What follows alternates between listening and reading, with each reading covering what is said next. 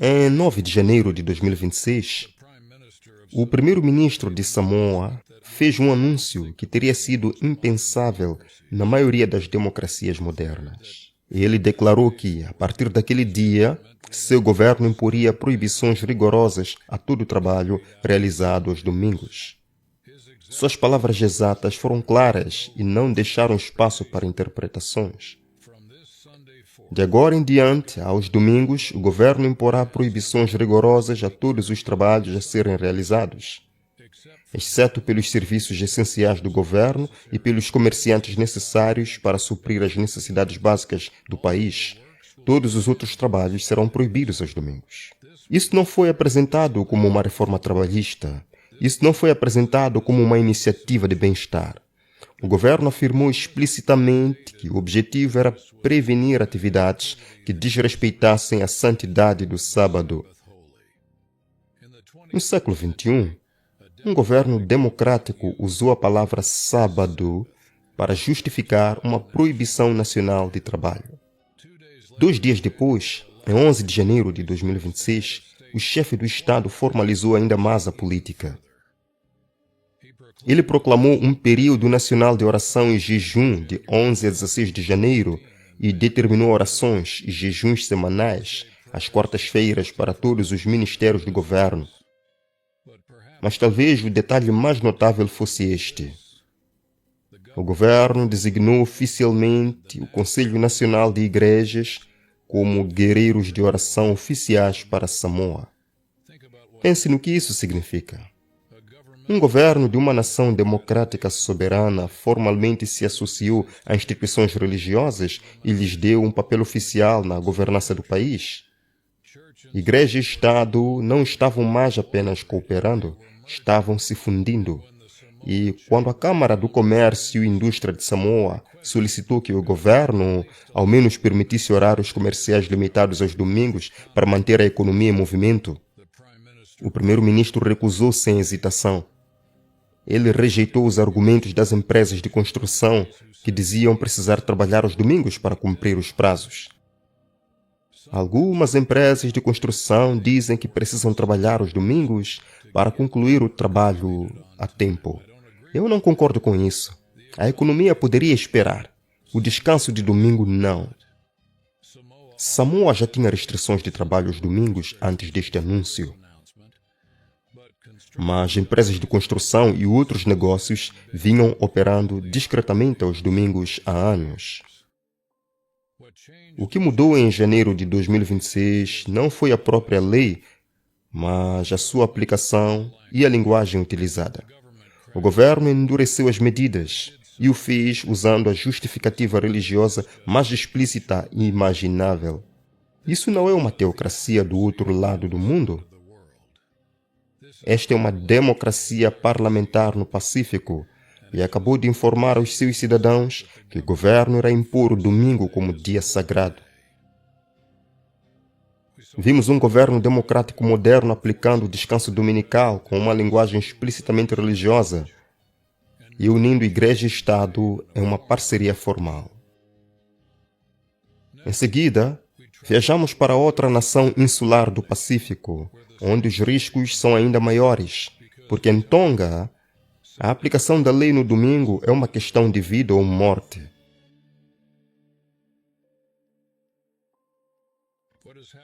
O que está acontecendo em Samoa não é algo isolado. No próximo reino insular de Tonga, a aplicação da lei no domingo não é uma política nova. Ela está escrita na própria Constituição da nação.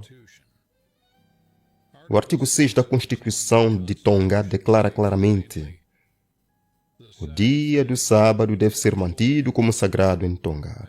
Nenhuma pessoa deverá exercer seu ofício ou profissão ou conduzir qualquer atividade comercial no dia do sábado, exceto conforme a lei. E qualquer acordo feito ou testemunhado nesse dia será nulo e sem efeito legal. Leia isso novamente com atenção. Qualquer acordo, qualquer contrato, qualquer negócio feito em um domingo em Tonga é automaticamente nulo. Não tem valor legal. O próprio dia é protegido pela lei suprema do país. Violações podem acarretar multas de até $100 ou prisão de até 6 meses.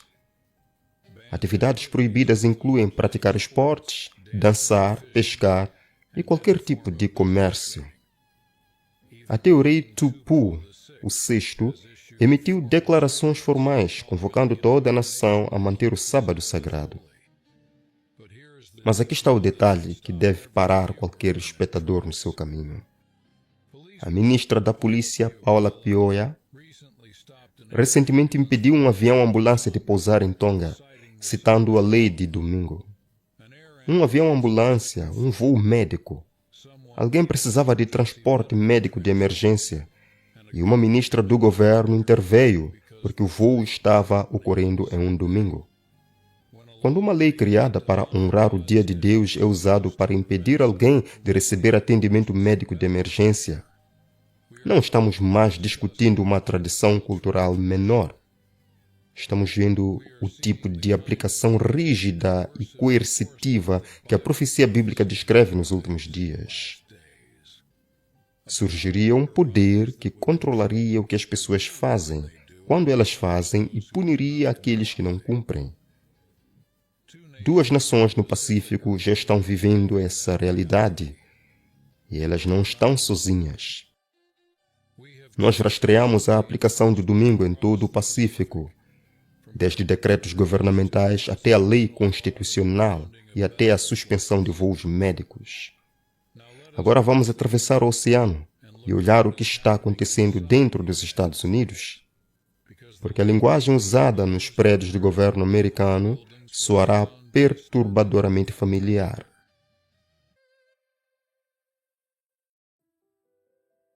Nos dias 13 e 14 de janeiro de 2026, a Junta Eleitoral do Estado de Carolina do Norte se reuniu para decidir os cronogramas de votação antecipada dos condados do Estado.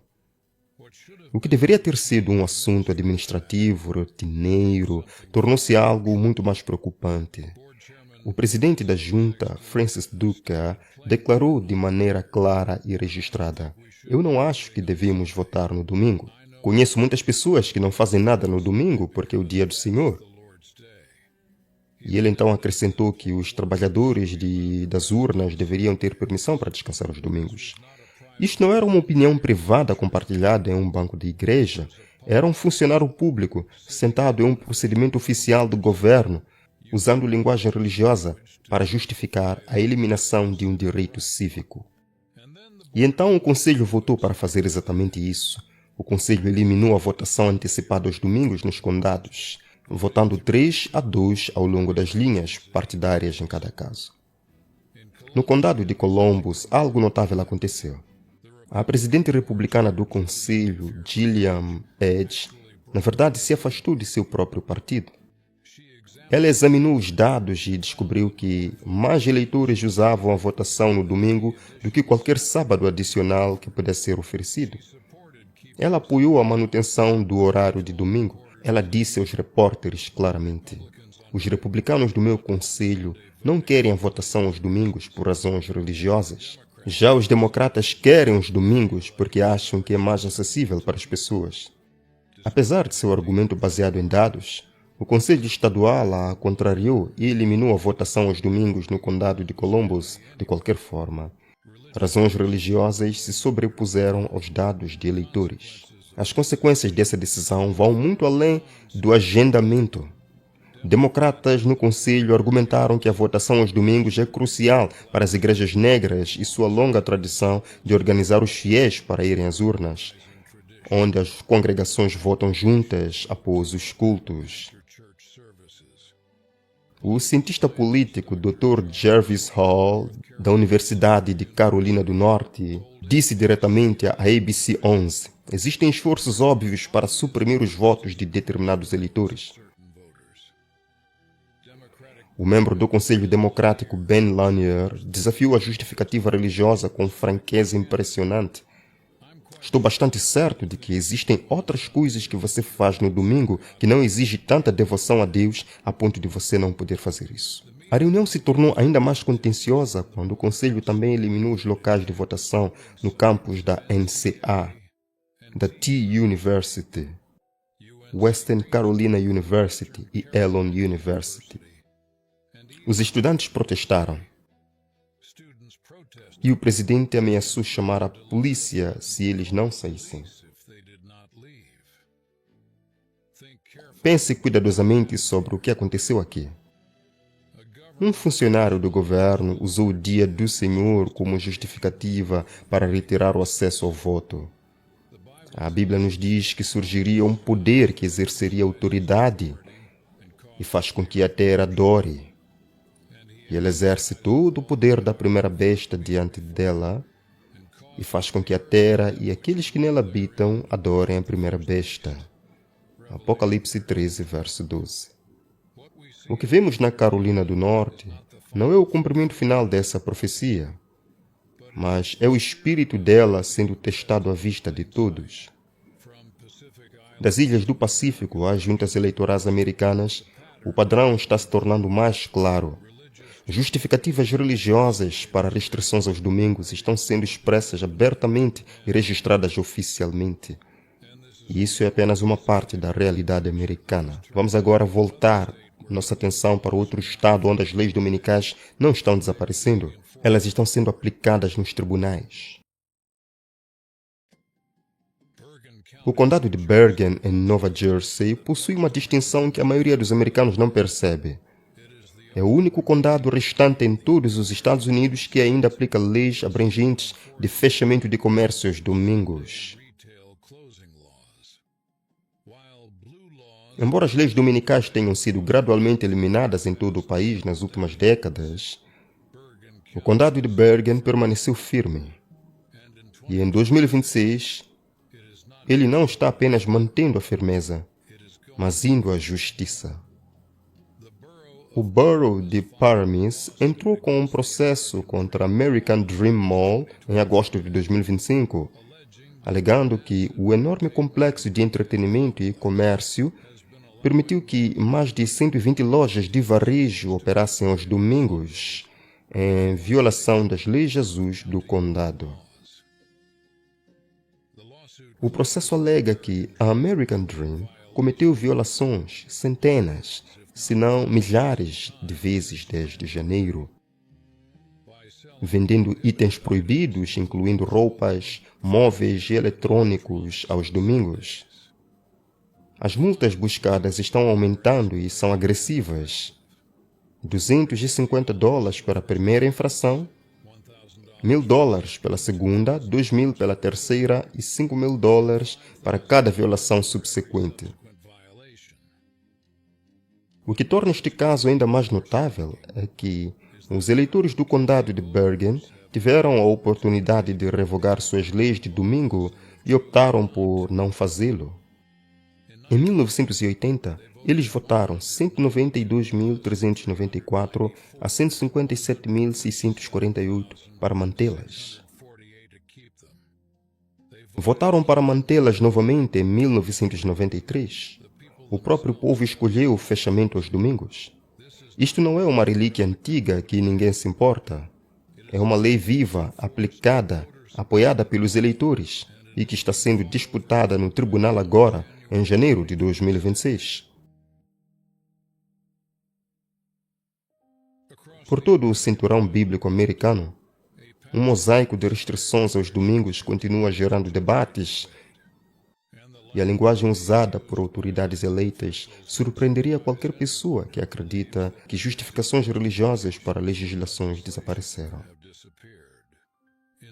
Na Carolina do Sul, o projeto de lei da Câmara 4.231, que permitiria a venda de bebidas alcoólicas aos domingos, conseguiu passar pelo Comitê de Justiça da Câmara em apoio bipartidário, mas enfrenta forte resistência no Senado.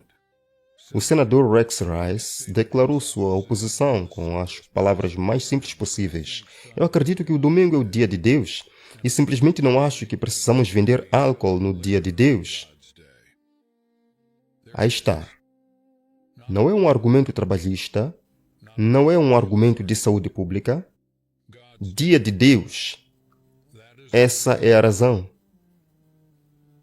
E ele disse isso oficialmente como senador estadual, em um processo legislativo. No Texas, o deputado Richard Raymond apresentou o projeto de lei 1100 da Câmara para permitir a venda de bebidas alcoólicas aos domingos. E a oposição foi igualmente explícita em sua fundamentação religiosa. O pastor John Johnson testemunhou: seja uma lei azul, uma lei verde ou uma lei roxa, ainda temos a lei de Deus. Que tipo de sociedade estamos construindo ao tentar mudar essas leis em busca de mais ganância e mais indulgência? No Mississippi, a situação é ainda mais restritiva. Todo estado proíbe a venda de álcool aos domingos.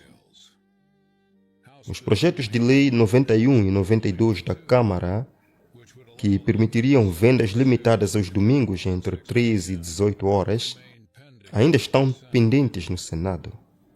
Atualmente, 28 estados nos Estados Unidos da América mantêm algum tipo de leis azuis. 13 estados proíbem totalmente a venda de carros aos domingos. Essas não são regulamentações obscuras de uma era esquecida. Elas são aplicadas, defendidas e, em algumas áreas, estão se expandindo em escopo, mesmo enquanto se reduzem em outras. O padrão pelo cenário americano é claro. A linguagem religiosa está sendo usada abertamente para defender restrições aos domingos em todos os níveis de governo, desde conselhos eleitorais até senados estaduais e tribunais do condado. Na Europa, a defesa do descanso universal aos domingos não é um movimento marginal.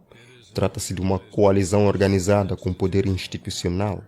A Aliança Europeia do Domingo é uma rede de mais de 100 alianças nacionais de domingo, sindicatos, empregadores, organizações e comunidades religiosas que trabalham juntas para proteger o domingo como um dia comum de descanso em toda a União Europeia.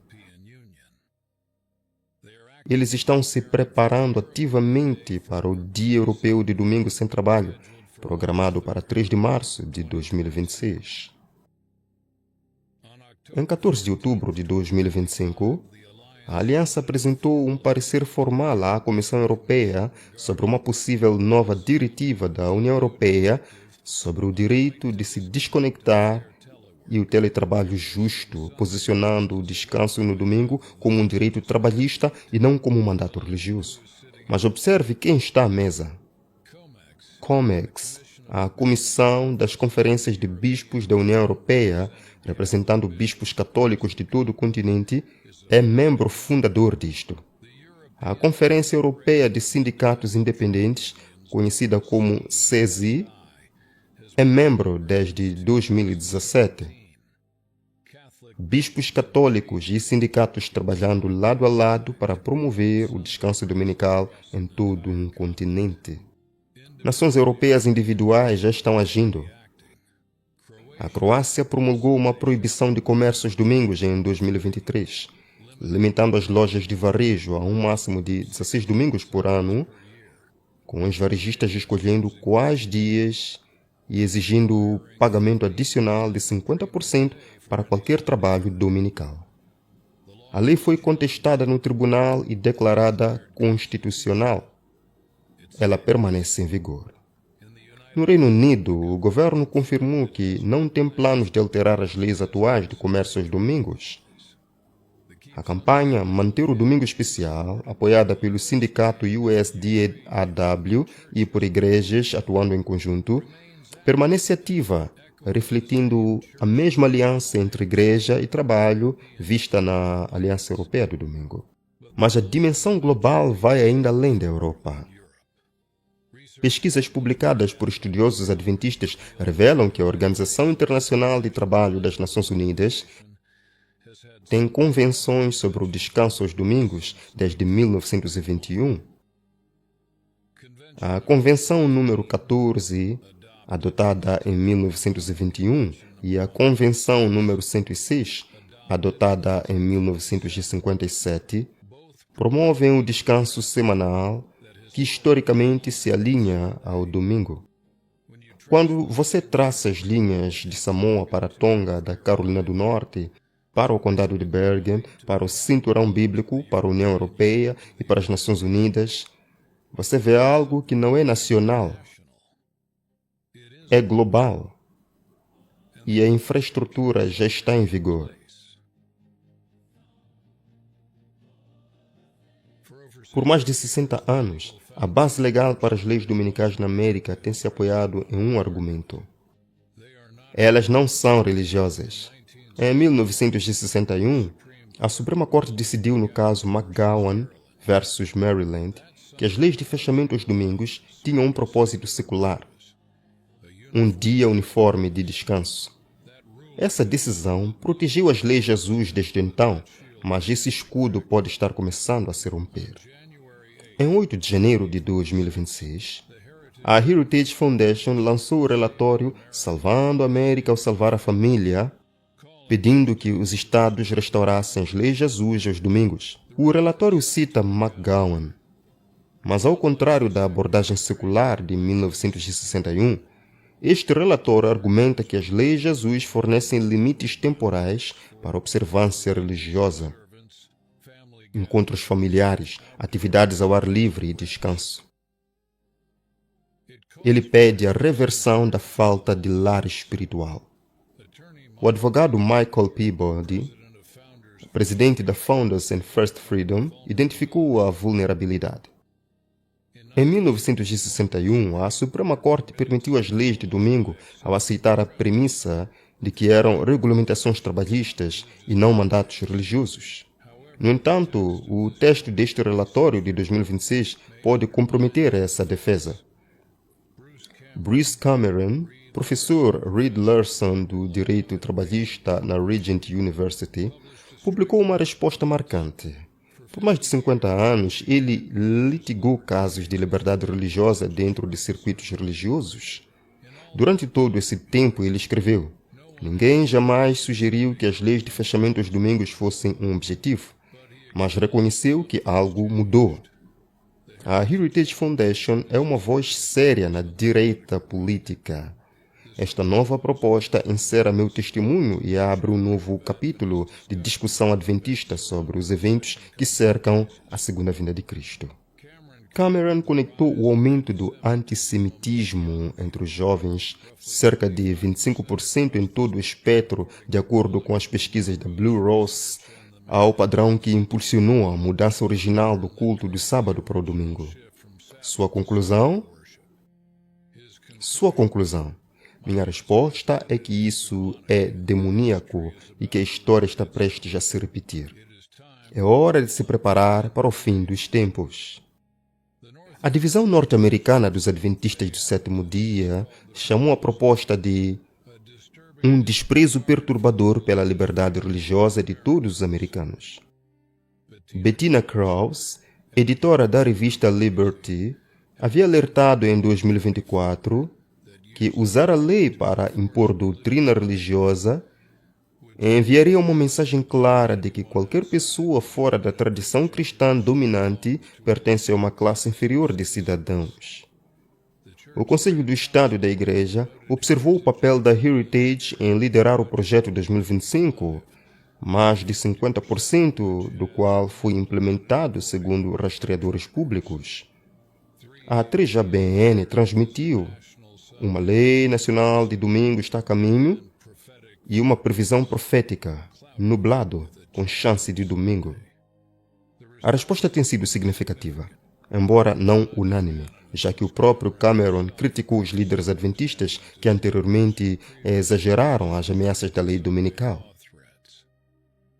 Mas o que está além de debate é que um grande think tank com influência direta na administração atual pediu a restauração das leis de fechamento aos domingos, usando uma linguagem que mistura propósitos seculares e religiosos, potencialmente minando o próprio precedente em que se baseia.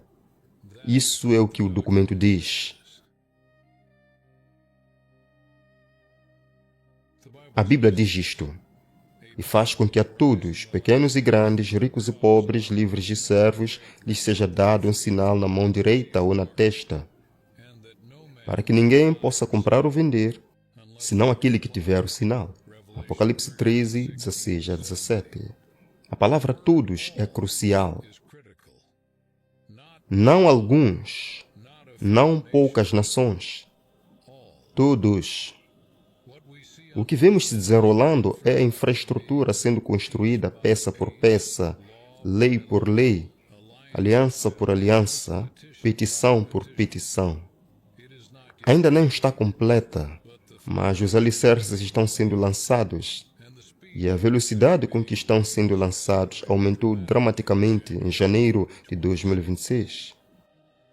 No entanto, mesmo diante de todas essas evidências, há uma verdade que deve se sobressair acima de qualquer manchete, qualquer processo judicial e qualquer decreto governamental.